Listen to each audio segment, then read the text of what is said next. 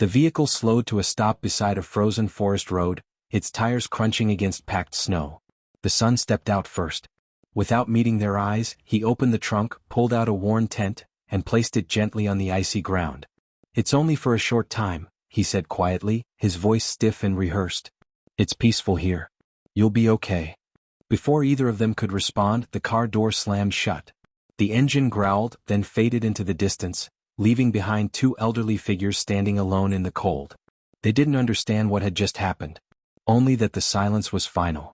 Unseen among the trees, fresh tracks cut through the snow, belonging to a man who once walked away from war, and a dog who had never abandoned anyone. The forest rested beneath a pale winter sky, its stillness heavy and pressing.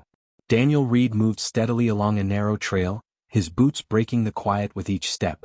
At 39, his body still carried the strength of military service, though his movements were slower now, measured. His broad shoulders filled his jacket, and deep lines framed his eyes, not from age but from nights haunted by memories he could never fully escape. Daniel had served 2 combat tours overseas, leading missions where mistakes were unforgiving. During his final deployment, an ambush shattered everything. His unit, his confidence, and his belief that survival meant victory.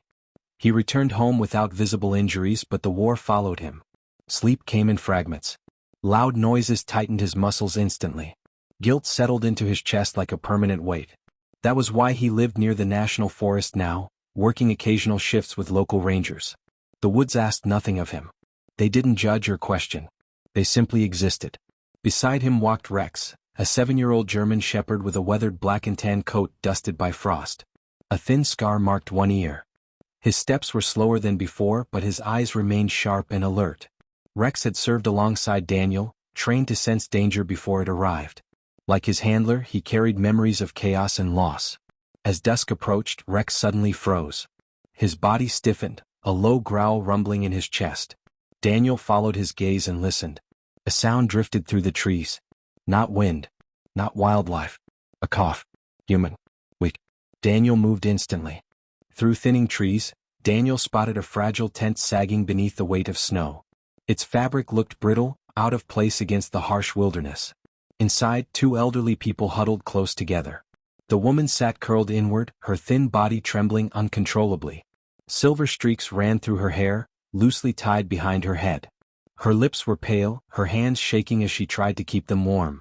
Beside her sat an older man, his shoulders hunched protectively around her.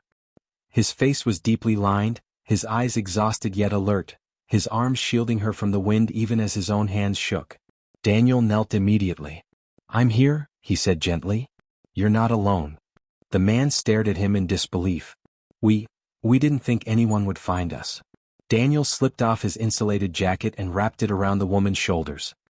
He poured warm water from his flask and guided it carefully to her lips.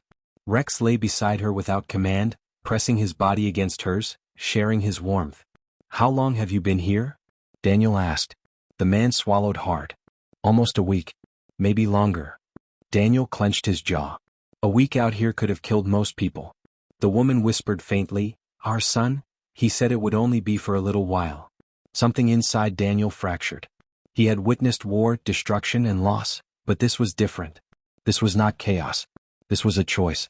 As snow began falling again, Daniel assessed the situation quickly. The tent was barely holding. Supplies were minimal. There were no tracks leaving the area. This wasn't an accident. They had been abandoned. The temperature dropped sharply as darkness settled in. Daniel tried his radio again, only static. The road was closed and no rescue team would reach them before morning. So he stayed. Not as a hero. Not as a savior. Just a man who refused to walk away. He reinforced the tent with spare cord, packed snow against the edges, and stacked branches to block the wind. His movements were calm and precise, guided by years of experience. Inside, the woman shivered violently. Her name was Evelyn. Her husband was Harold. Daniel wrapped their hands in thermal blankets and instructed them to seal every gap. Rex remained pressed against Evelyn's side. Daniel noticed small details others might miss. Plastic bags used as insulation, layers worn backward for warmth. Survival tactics learned through necessity.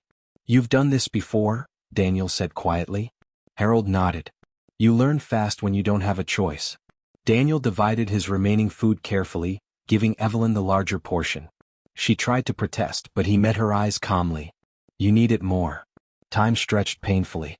The forest creaked. A distant howl echoed through the trees.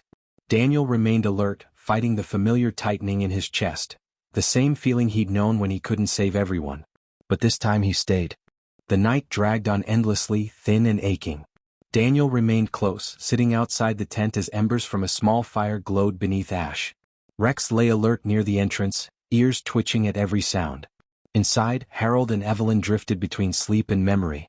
They spoke softly, barely above whispers. They remembered their first apartment. Cold, drafty, without heat. Nights spent wearing coats indoors. Morning jobs and evening shifts. Skipped meals so their children could eat. We did our best, Evelyn whispered. We did, Harold replied, his voice breaking. Then the memory surfaced, the drive into the forest. The silence in the car. The way their son avoided eye contact. The practiced words. It's quiet here. I'll call. The sound of the trunk closing. The engine pulling away. Outside, Daniel listened, his heart heavy. He recognized this pain. Fear. Guilt. Silence doing what cruelty sometimes could not. Evelyn's breathing grew shallow. Daniel adjusted her thermal wrap and pressed warmth back into her hands. You stayed, she murmured. I'm not going anywhere, Daniel said. As the night deepened, Rex suddenly stiffened, ears lifting. Daniel followed his gaze. Something had shifted, not danger but awareness. The storm was easing. Morning arrived quietly. The road had begun to open. Daniel helped Harold stand, steadying his weight. Evelyn leaned on Daniel's arm, Rex walking close beside her. They reached an old ranger shed near the trailhead, small, worn but standing. Inside, warmth lingered faintly. A woman named Martha rushed forward, wrapping them in blankets and setting down warm soup. Soon after, a former EMT checked their vitals, calm and efficient. A young ranger reinforced the roof without a word. No speeches. No praise. Just people moving when they recognized suffering. Evelyn slept deeply for the first time in days. Harold sat straighter, color returning to his face. Rex curled beside Evelyn, content. Daniel watched them, exhaustion settling into his bones, and something else loosening inside him. This wasn't rescue. It was belonging. Word spread quietly at first, then widely. A local vlogger shared fragments of the story, not faces, not tears, just moments. The abandoned tent. The loyal dog. The elderly couple wrapped in borrowed warmth. People responded. Messages poured in. Offers of help. Supplies. Shelter. The world had noticed. Mark returned one evening, standing at the edge of the clearing with an envelope in trembling hands. I brought money, he said. Harold shook his head. No. The rejection hurt more than anger ever could. Mark left the envelope behind and walked away. Later a phone rang. Evelyn answered. It was their daughter Anna. Her voice trembled as she spoke of fear, silence, and a life she didn't know how to escape. I know, Evelyn said softly. No forgiveness rushed. But a door opened. Spring arrived slowly. Snow melted.